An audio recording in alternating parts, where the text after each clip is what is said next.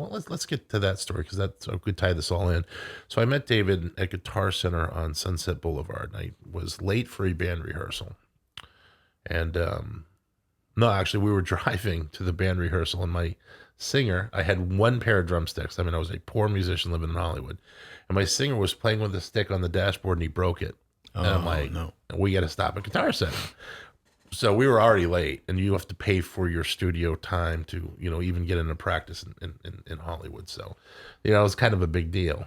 And we stopped. I went and bought drumsticks, and this is where I was where my bad. I was supposed to have just left and gone back. Everyone's waiting for me in the car.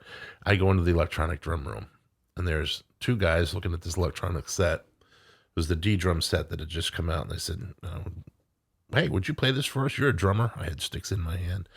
And they asked me if I'd play it, and I did. I sat down, and I went around the kit a couple times, 30 seconds.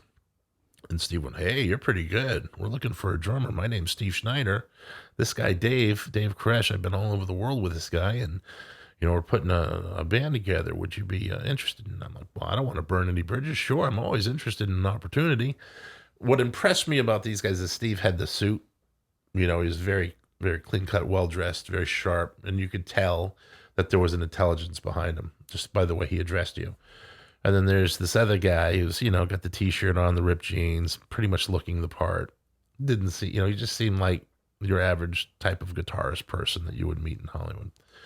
They gave me their card, and the card said Cyrus Productions on the front. It said Messiah, Cyrus Productions, and you turned it over, and there's all this religious scripture. And so I instantly went, oh, so you guys are Christian? I handed the card back because I wanted to make, I was looking for my Led Zeppelin. I wasn't looking to be in a striper. I just was not looking for that. I wasn't looking for God. I was looking for a creative partnership. Anyway, Steve said, it's the way Steve said it. It was really, I've never heard it kind of put this way. He said, listen, I've been all over the world with this guy. We know a lot about the scripture, okay? From Genesis to Revelation, we want to know what it really says. We talk to rabbis, preachers, teachers, anyone we'll talk to. This guy teaches people all over the world. He knows a lot about it. It's an important part of the music. But, we just like to jam with you and see where that goes. And I kind of took the card and I left thinking, okay, well, don't call me, I'll call you. Yeah. I did. I ended up calling him a few days later. I couldn't stop thinking about it for some reason. It was one of those things that just impress upon you. And a really interesting part of the story is at the time I was working at the Man's Chinese Theater gift shop. Oh, wow. Yeah, the place where they got the handprints and the footprints of all the stars. And literally I was selling trinkets to tourists from all over the world.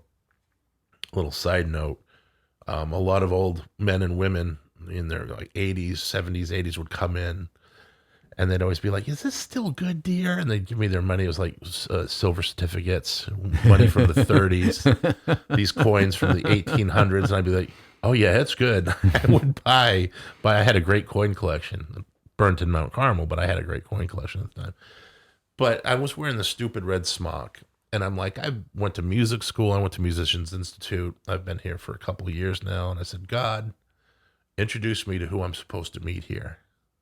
Be careful what you ask for, Vic. Yeah. I didn't say introduce me to my Robert Plant and Jimmy Page. No. I said introduce me to who I'm supposed to meet here. And that's sat on my mind for the last, 27 years. Yeah. And literally a couple days later was when I went into Guitar Center and there's Dave and Steve.